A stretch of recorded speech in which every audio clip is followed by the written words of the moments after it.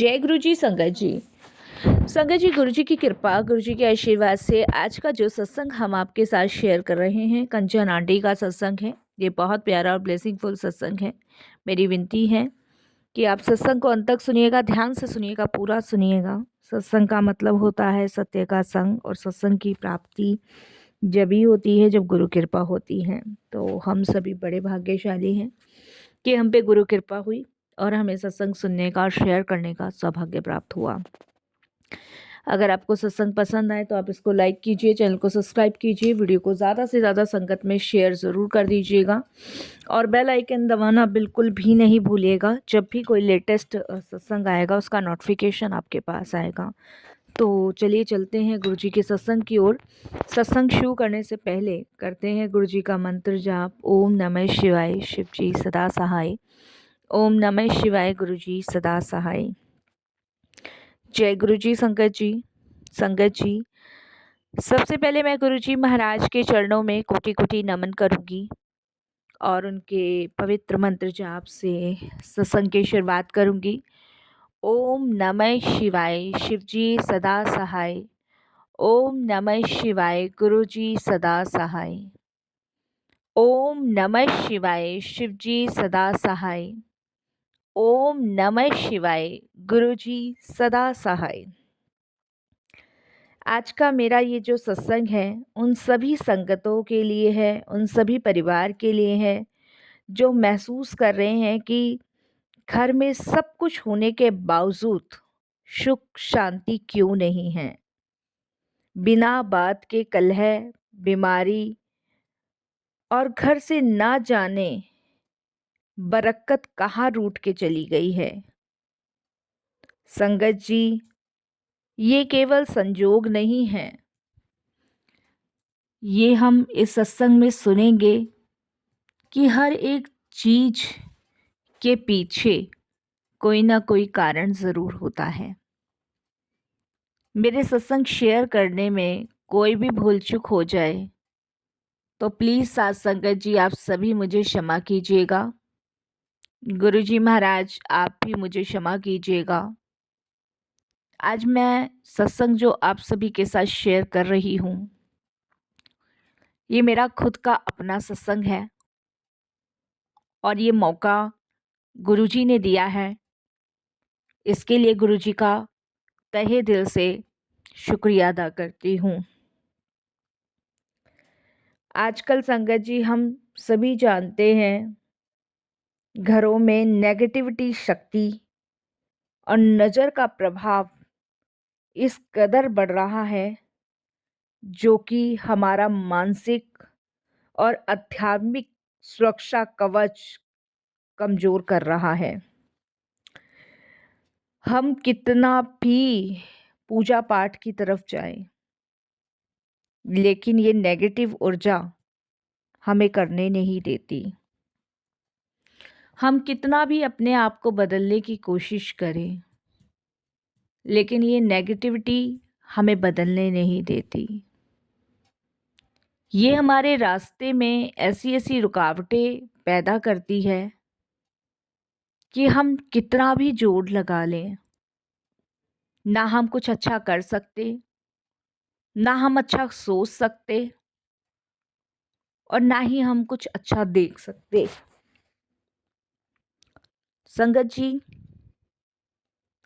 इस नेगेटिविटी ने,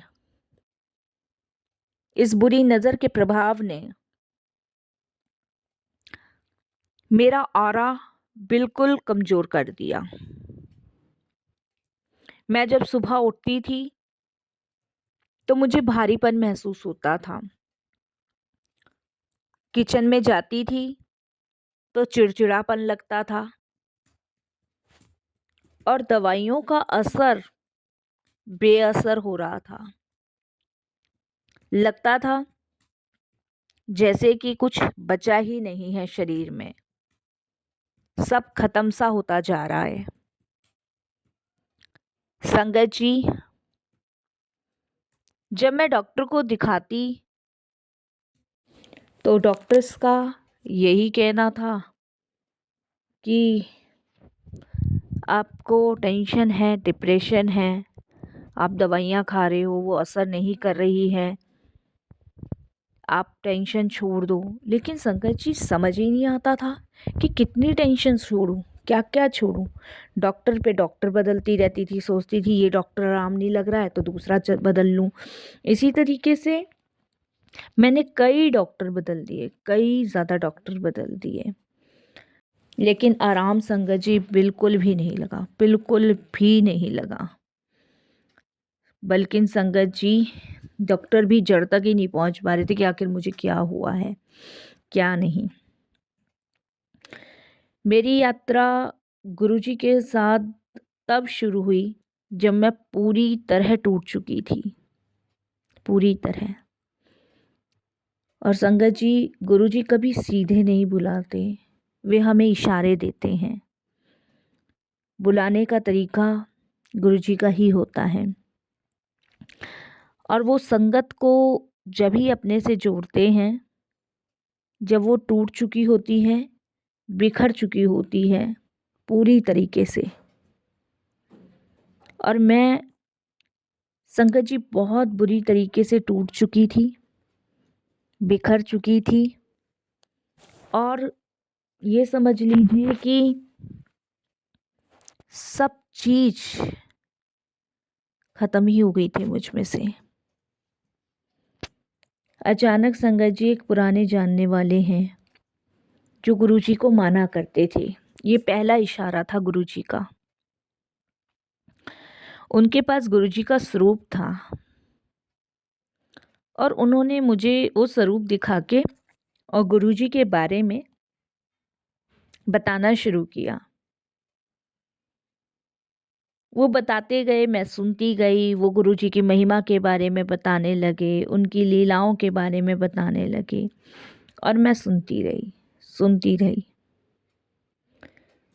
उसके बाद संगत जी कुछ दिन बीत गए। मेरे फ़ोन पे सोशल मीडिया के माध्यम से बार बार गुरुजी का स्वरूप सामने आने लगा, बार बार। और उस पे यही लिखा आता कि मैं तेनू जोड़ना चाह रहा और तू मेरे इशारे नहीं समझ रही, मैं तेरे कष्ट काटूंगा लेकिन तू मेरे इशारे नहीं समझ रही।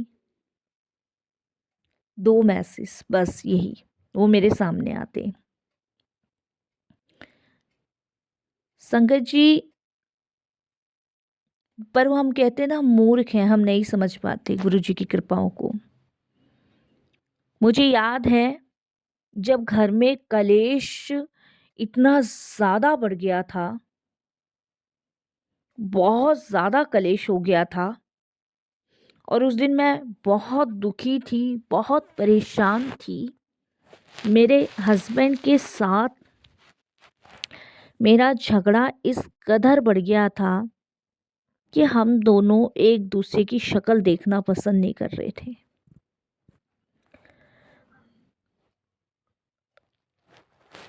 और ये झगड़ा इस कदर बढ़ गया संगत जी की बात तलाक तक आ गई। उस दिन रात को मुझे गुरुजी ड्रीम में नजर आए, और उस ड्रीम में मैं खड़ी हूँ और मुझे इतनी खुशबू आ रही है, बहुत खुशबू आ रही है। मैं सपने में सोच रही हूँ कि खुशबू कहाँ से आ रही है। सामने देखती हूँ तो गुरुजी खड़े हैं, और जब पलक झपका के फिर से देखती हूँ तो गुरुजी वहाँ नहीं थे। सुबह मेरी आँख खुली। आँख खुलने के बाद वही खुशबू मुझे मॉर्निंग में आई। मुझे गुरुजी की मौजूदगी का पहला संकेत मिला था। पहले उन्होंने इशारा दिया और फिर उन्होंने संकेत दिया। उन्होंने बिना बोले बहुत कुछ मुझे कह दिया, और उसके ठीक 10 मिनट बाद मेरे फ़ोन पे एक मैसेज फ्लैश होता है, कल्याण हो गया, अब तू फिक्र ना कर। लेकिन संगत जी, गुरुजी से जुड़ने के बाद चीजें यही खत्म नहीं होती। समर्पण का मार्ग आपकी तकदीर बदल सकता है। वहीं से गुरुजी की परीक्षा शुरू हुई और उनकी कृपा शुरू हुई।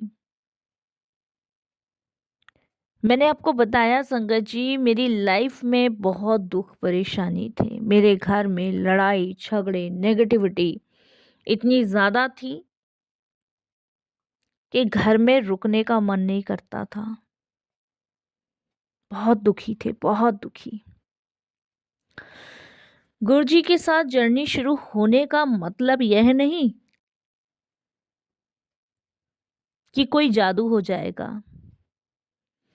बल्कि इसका मतलब है कि आपका हाथ महाशिव ने थाम लिया है।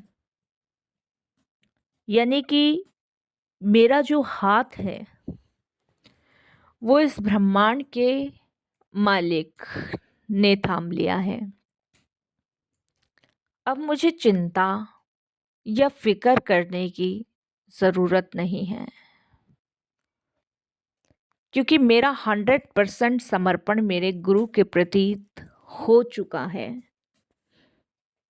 क्योंकि उन्होंने ही तो मुझे अपनी संगत के रूप में चुना है। संगत जी, जैसे ही मैंने गुरुजी के दरबार जाना शुरू किया, गुरुजी का मंत्र जाप करना शुरू किया, मेरे घर की हवा बदलने लगी। जो पैसा दवाइयों में जा रहा था, अब वो घर की सुख सुविधाओं में लगने लगा। जिस लड़ाई झगड़े से हम परेशान थे, वो अब प्रेम में बदलने लगा। गुरुजी का एक वचन मुझे याद है, दवा भी खाओ और दुआ भी लो। सत्संग के जल प्रसाद और शब्द गुरुबानी ने वह कर दिखाया जो बड़ी बड़ी सर्जरियां नहीं कर पाई। लंगर भी खाते हैं, वो दवाई हो गई। गुरुबानी भी सुनते हैं, वो दुआ हो गई। और दोनों ही इस कदर मेरे जीवन में चमत्कार कर रही थी, जैसे कि हमारा पुण्य जन्म पृथ्वी पर हुआ है।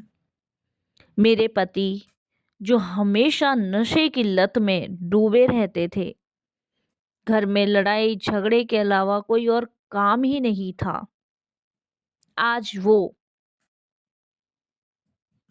भगवान की सेवा सिमरन पाठ पूजा में लगे रहते हैं।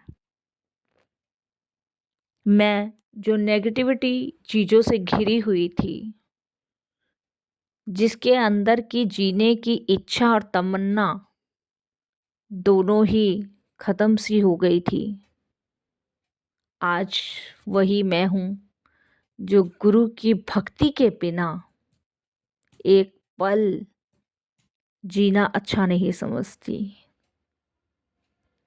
मैं जितनी भी सामर्थ्य से अपने गुरु की सेवा कर पाती हूँ, वो मैं ज़रूर करती हूँ संगत जी।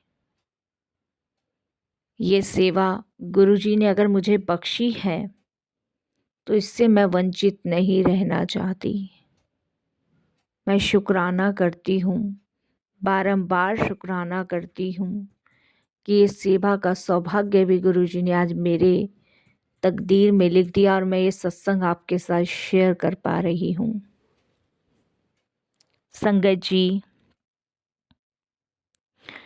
अमृत वेला और पाठ घर की महिलाएं अगर सुबह 4 से 6 बजे के बीच 15 मिनट भी कर लें, या 15 मिनट भी वो ओम नमः शिवाय का जाप करें, तो घर के चारों ओर एक सुरक्षा घेरा बन जाता है।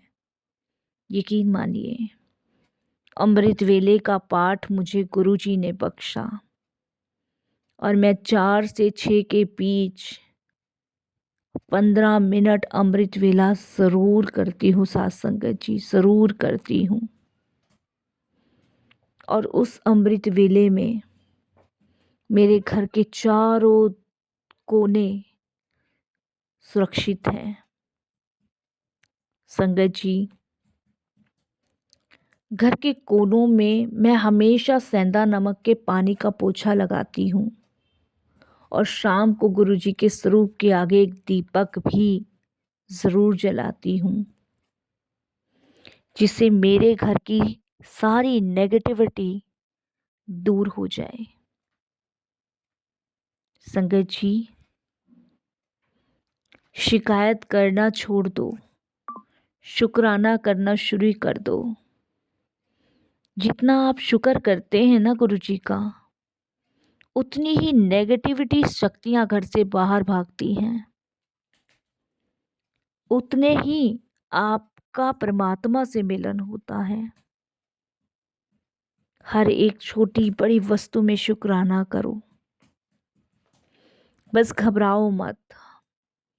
अगर आप आज ये सत्संग सुन रहे हो ना, तो समझो गुरुजी ने ये आपको चुना है और इसीलिए आपके पास भेजा है कि आपकी जर्नी, आपकी यात्रा आज से ही गुरुजी से शुरू हो जाए।